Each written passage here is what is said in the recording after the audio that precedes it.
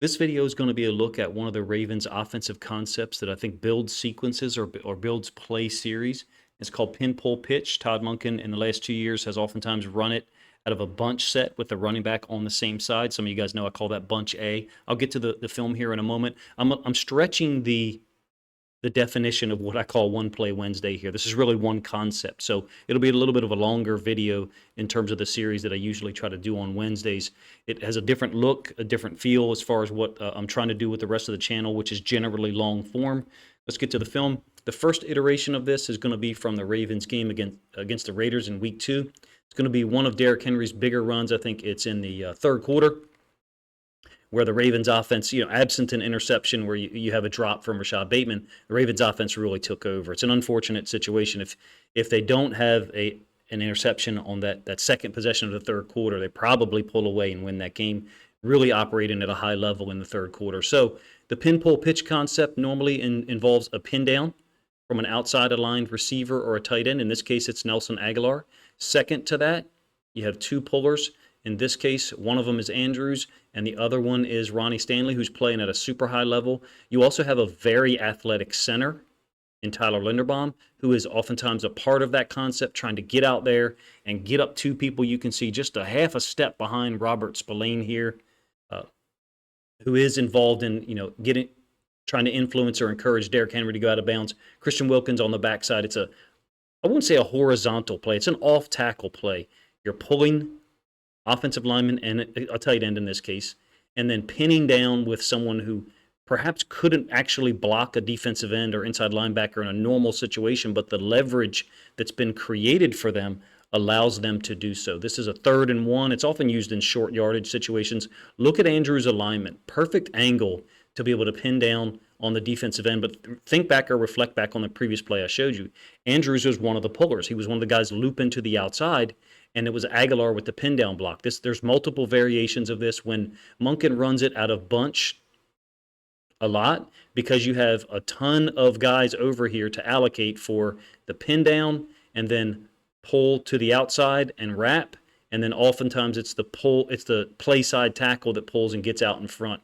I don't think the Ravens do a good job at all here dealing with Chris Jones, trying to reach him at the right guard position, sore spot there. But Linderbaum actually ends up kind of getting a little bit of a piece of Jones on the way by, and Justice Hill is able to pick up the first down for a 3-yard gain.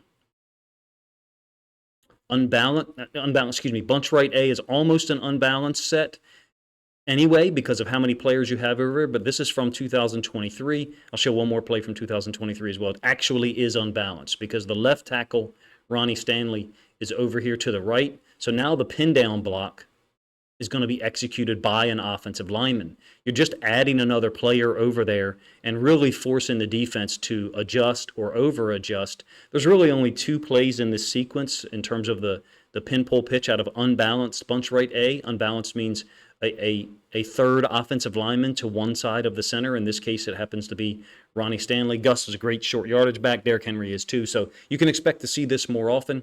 Another element to this that came into play against the Raiders on Sunday is unbalanced, bunch right A, and then the fake pitch and a pass. Of course, it's a touchdown to Zay Flowers. I'll show it to you in a minute against the Raiders, but it's the same setup. And oftentimes when it's this play, the Ravens go tempo in terms of coming up to the line and snapping quick. You can see a tight end and guard on the backside. There is Ronnie Stanley to the play side. You are getting multiple routes being run here, likely out into the flats, a little bit deeper than the flats actually, and then Flowers up the seam. Flowers got 2 touchdowns on this, one from 2023, one from this past Sunday against the Raiders. And here it is. Give you the end zone angle first. It's fake pin pull pitch. So you can see that Lamar's faking the pitch, and they're trying to get guys to step up and flow. In this case, Max Crosby is off the edge. I think the Raiders had this played for the pin pull pitch, meaning Crosby was there in position to try to defeat the scheme. Also notice the Ravens are coming up to the line, snapping it quick. Because I think what they're trying to do, there's multiple levels to this. I think what they are doing, in fact, is getting the defense to identify it. You see that Spillane just pointed, getting the defense to identify the unbalanced, the bunch, which means 3 receivers, and the running back on the same side. Overcommit to the run play, and then flip it over the top. In this case, flip it over the top of Spillane. and Zay gets to do his celebrations. Cool concept. Two-play series, I guess you could say, out of this formation.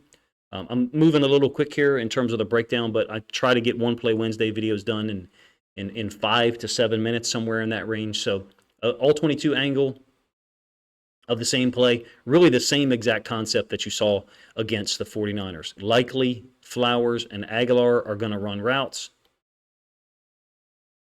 faking the pitch, isolating the inside linebacker to that side. I think the Raiders, could have played it better, but Monken, I think, look, we didn't have a good game offensively overall. And there's a lot of criticism, of course, of the right guard situation, how Makari is playing, and nonetheless, he's got more snaps than Rosengarten. I think as the week has gone on, it's kind of been revealed that Rosengarten obviously is the better pass pro guy. But I will say this. To me, this play concept is Monken using a tendency in his offensive structure or his system against the defense. Hey, we run a lot of pin-pull pitch anyway. Now we give you an obvious indicator, and I think that might be one of the reasons why the tackle's standing up. Let's make it clear to them that this is what we have, and now it's either this or that, pin-pull pitch or the play action. I think this is an obvious tell whereby Monken is doing it intentionally to let the defense see what is available in terms of the pin-pull pitch, over-adjust to it, and Lamar throw the football to Zay. We've got 2 examples of it from the last 2 years. Here's one more from Sunday against the Raiders. And, we don't do a great job here, if you ask me, of blocking the back. I think it's the backside D tackle. Christian Wilkins played really well, but look at what the Raiders have done, totally over-adjusting up to the left-hand side. It's into the boundary, so we're flipped here. It's left side. Hey, makes sense, right? We've got some weaknesses over here on the right side of the offensive line that are well documented at this point. So we're going to run the pin-pull pitch to the left. Same concept, pinning down with Stanley, pinning down with Zay, who I thought, he gave a heck of an effort on some of these blocks on Sunday. Look at who he's dealing with here. He's dealing with Max Crosby. No, he's not going to pancake Max Crosby, but credit to the Raiders for putting a big, strong, physical, athletic defensive end inside the receiver. Zay goes ahead and gets him. He gets up underneath him for a moment. Were we to get the backside blocked up a little bit better, we have an opportunity for Henry. Really, all we got to do is get Henry one seam, but this is an impossible block for Falele. Trying to go scoop Wilkins on the backside. Falele's slow anyway. That's been talked about all week. You're not going to be able to scoop a guy of that caliber from the backside, meaning Falele's helmet is here. His left foot is here. Look at Wilkins' helmet. The play is going this way. Just by leverage, just by alignment, it's going to be difficult to do. It's not that you can't scoop people from the backside. It happens all the time, especially in the NFL where guys are picking sides sometimes. But I just don't think we're going to be able to do this with Linderbaum pulling out of here as well. So there is some weakness to the concept if a defense identifies it, which the Raiders were, and then Monken has his, quote, counter to it. Most iterations of this in the bunch and Unbalanced has shown up inside the 10. So there's definitely a pattern of when and where Todd Monken uses each version of it. When I say each version, I mean the under center version, like I showed against the Chiefs on the 3rd and 1, where Justice Hill was able to get 3 yards and convert.